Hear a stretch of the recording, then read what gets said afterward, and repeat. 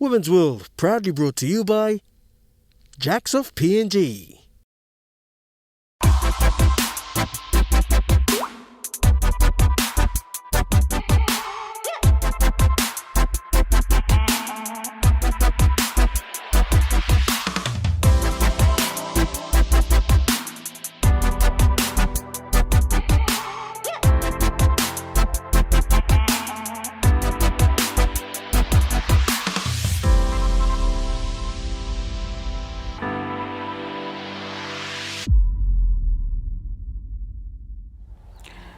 Hello, welcome to Women's World. I am Miriam Rakune. Within the past months and weeks, we saw a drastic increase in the number of gender-based violence cases here within the country. Therefore, in this episode, we share with you an in-depth report which was carried out by Jeremy Mogi in regards to how cases of gender-based violence are being addressed here in the country.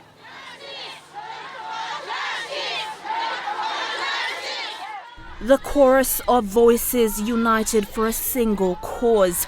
In Port Moresby, a march. Across the nation, a unified and mounting stand.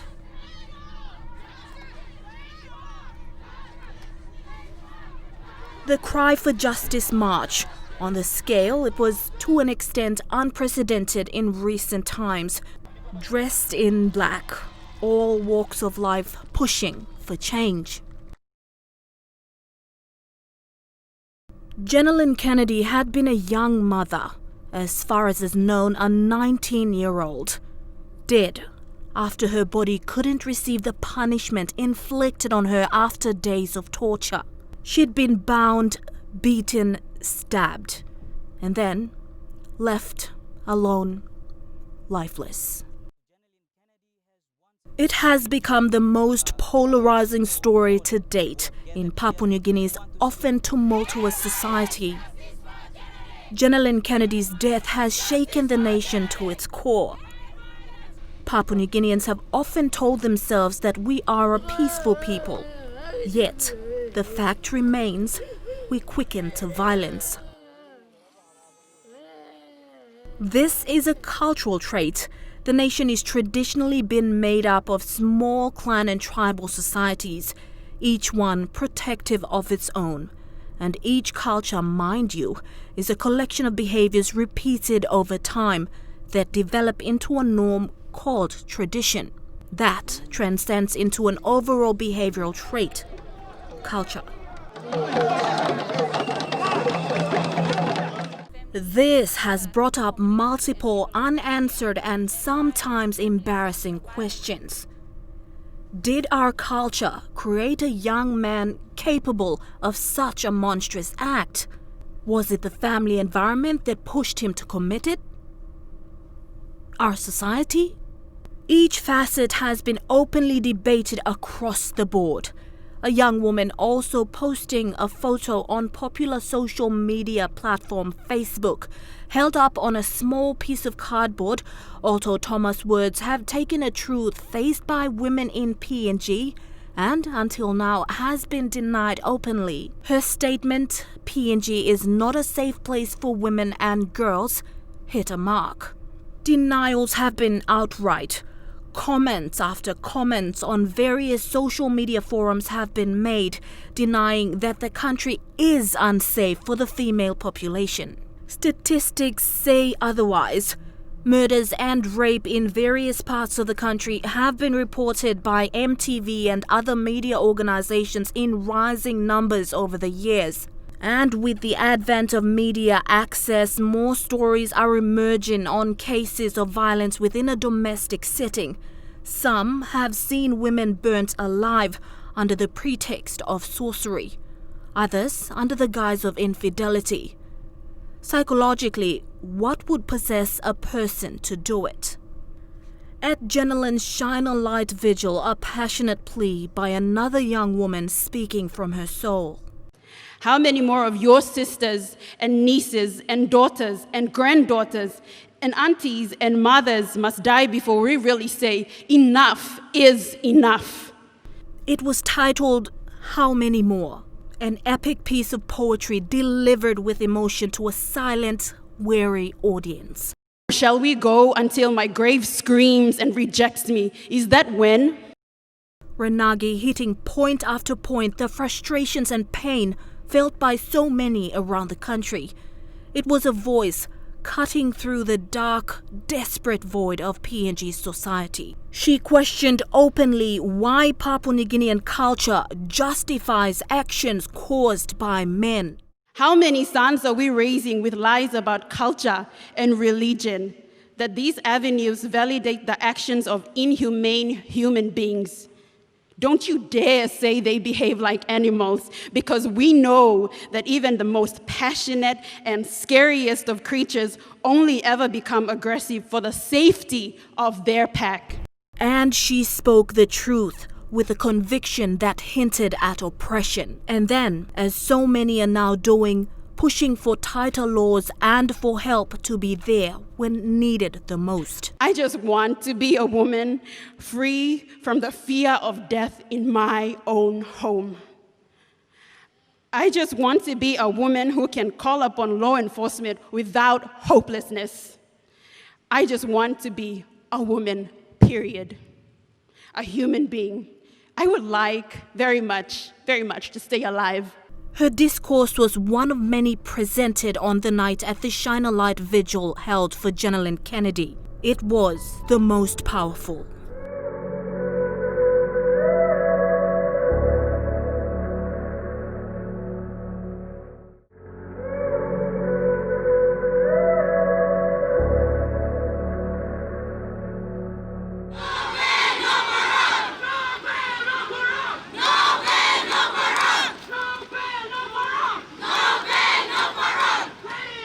The momentum has built up into a crescendo. Various NGOs, government organizations, and private citizens have come out in the wake of Jenalyn's murder, calling for swift action by legislators to ensure that this becomes the last of its kind. And condemnation rife. People who commit violence against women should be thrown in jail. Within Port Moresby, NCD Governor Poes Pakop announcing recently that bus stop wardens would now be placed along all major transit stops for PMVs in Port Moresby. He acknowledged that it is unsafe. But most importantly, be able to show comfort and give security to women and girls who are coming to the bus stop. They must feel that they have a security, or they have a young man or young woman out there who will help them to feel at ease and safe. At the Shine a Light vigil and after Yvette Renagi's powerful speech, Prime Minister James Marape would sign off on a pledge by anti-GBV advocacy group PNG Man Up. No to compensation. No to one-talk system. No to taking cover under the shade of customary and traditional obligations.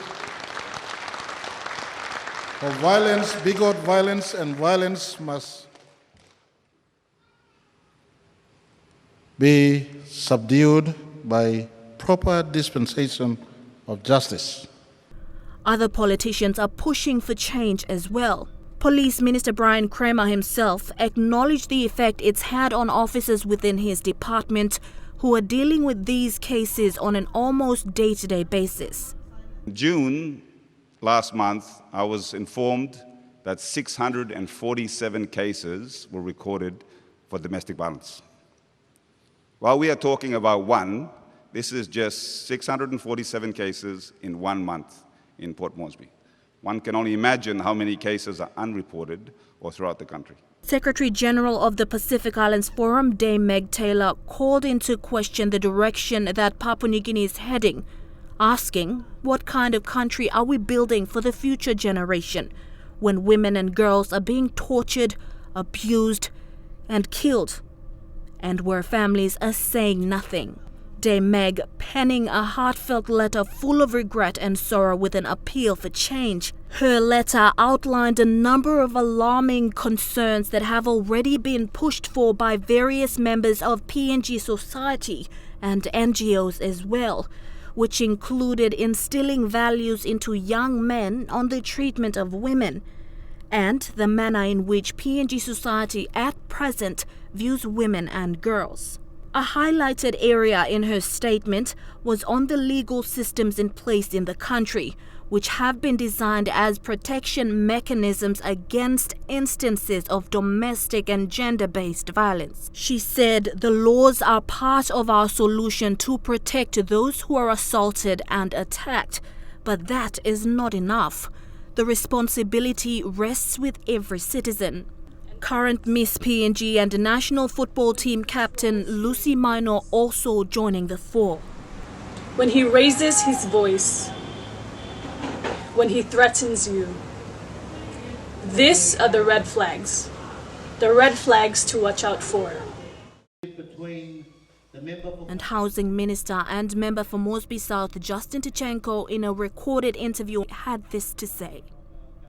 We can put in tougher laws, which might be a deterrent or will be a deterrent, but it's still going on. I mean, I just saw on the social media today 2 other women were just belted and bleeding and head split open and all the rest of it. So what happened to Kennedy and all the hype and all the rest of it didn't deter men not to continue to belt their wives and all the rest.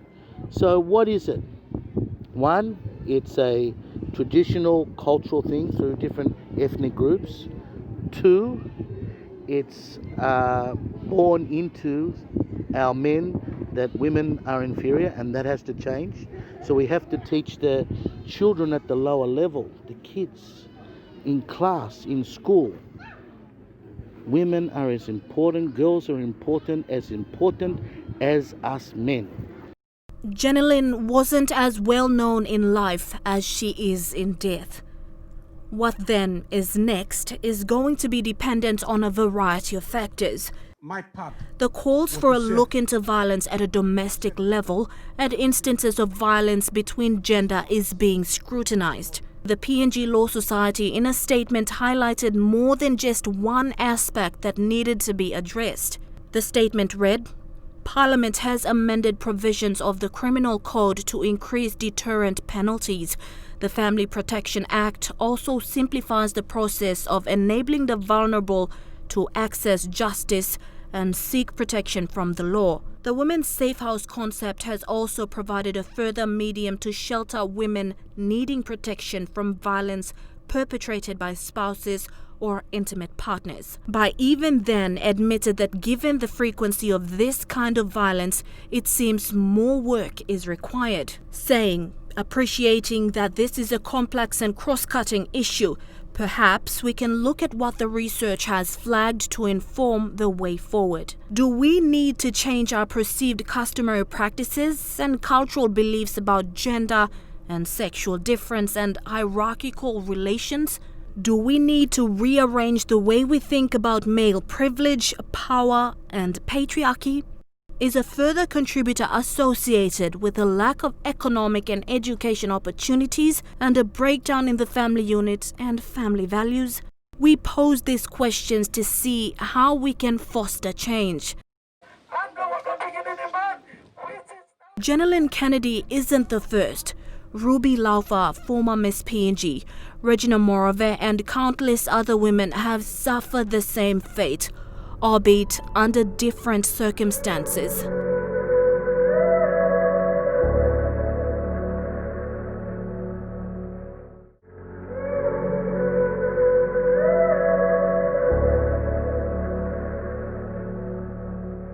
Women need to come out now and start telling the stories about the violence that they've been going through, and it's time that in journalist's case, and in journalist's case, it's something that we all have to really step up. Women can't be hidden and being silenced most of the time because violence. To an international observer viewing Papua New Guinea for the first time, it may appear straightforward to fix. Do the law, make it tougher, give more powers, done. It's a complex issue that needs a closer look from a political standpoint, a legal stance, an educational outlook, a cultural perspective, and more importantly, holistically, PNG as a Melanesian society with the hopes of being the richest black nation in the world, knowing that wealth is more than just kina in the pockets. That complexity raised of gender-based violence demands a holistic approach. It isn't just closure for the victims or their families, but the rights of others to be protected as well. Morally and legally, questions have been pushed, and a stand is now being taken. PNG Man Up, the advocacy group in a recent event hosted by FinCorp employees, have vowed to work together to take a proactive stance. My challenge is to all of the other organisations out there that should be contacting Man Up and also committing to taking the pledge. If we can do it, everybody can do it. FinCorp's Chief Asset Management Officer Adam Hughes, who is part of the group that founded PNG Man Up, made a call to other organisations to join the cause, take the pledge and stand up for change in the laws.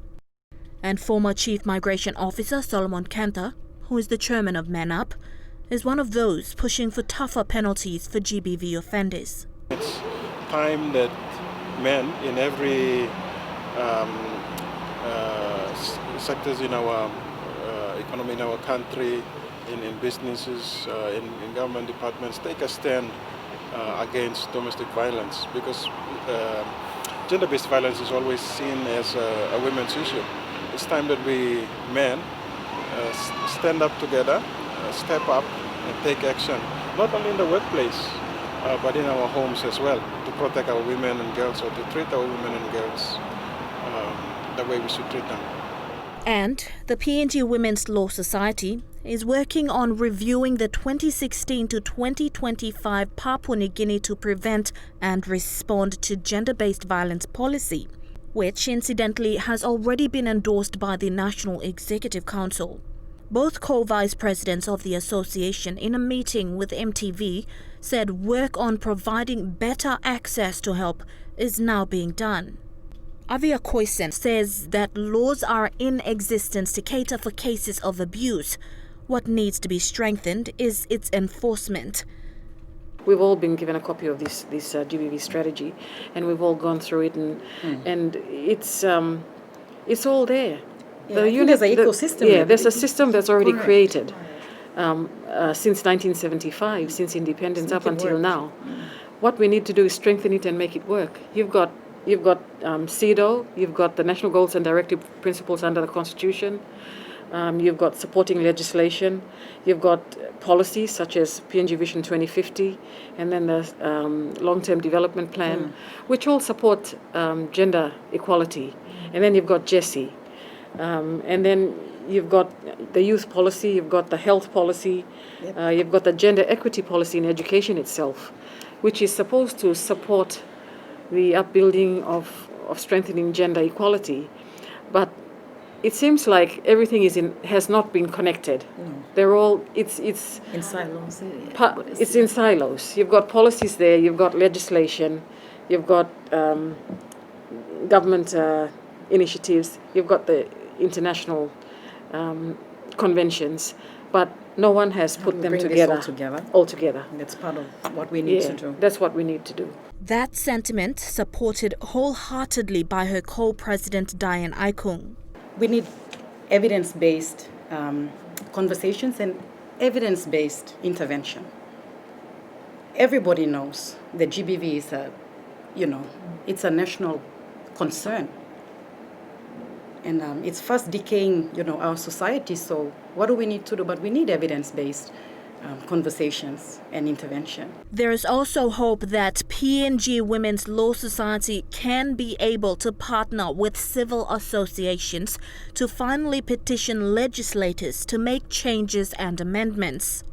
The strength of the civil society organizations that are now currently doing this is that they coexist, that they support each other, and there should be that network should be strengthened, because right now I think it's isolated.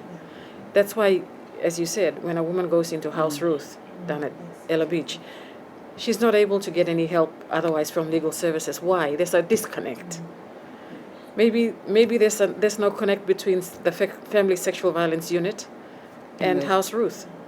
On my way here, a friend from UNDP called and said, this is a major concern. We need the GBV secretariat up and running. Well, the Women's Support Secretariat. We need budgetary allocation for it from government. That hasn't even started yet. And they also need to review the policy itself to see what will work and what won't work, or what has worked and is working.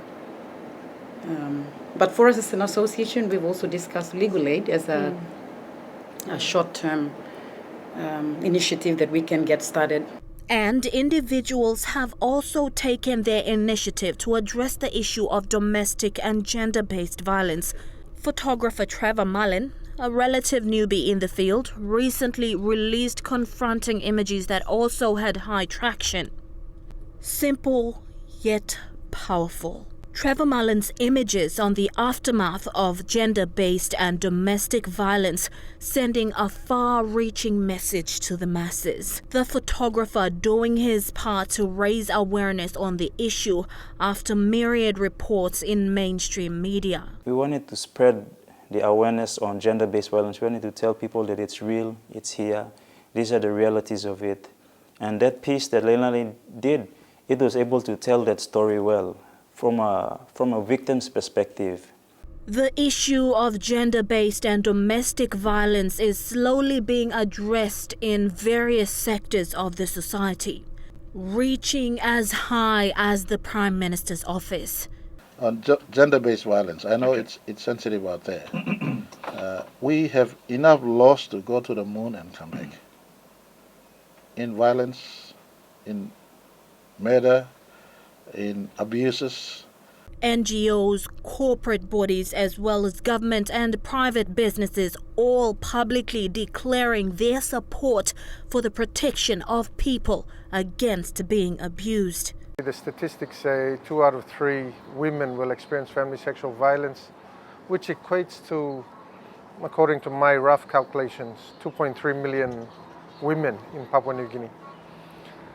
So I guess why we started was 2.3 million men in our minds needed assistance to empower themselves and to overcome family sexual violence so that they can stop perpetrating. That's the crux of why we started.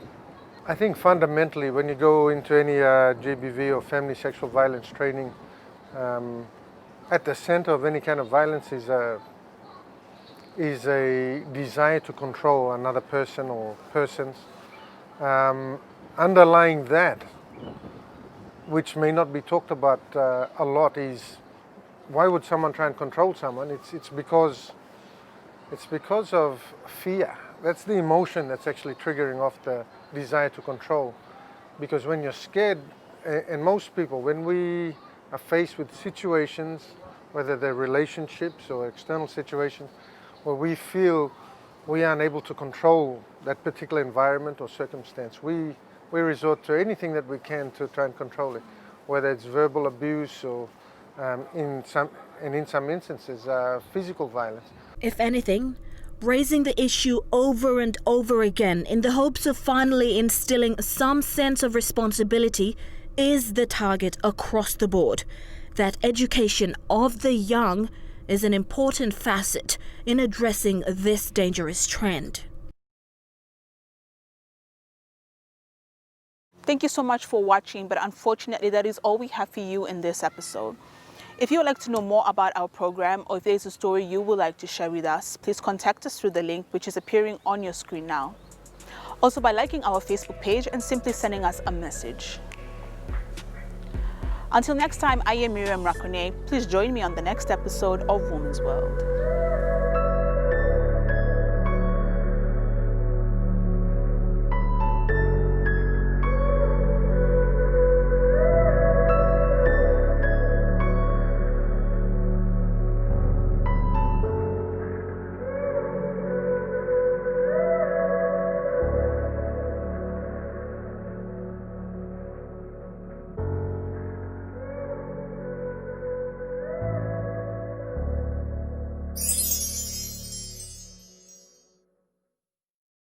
This program proudly brought to you by Jacks of PNG.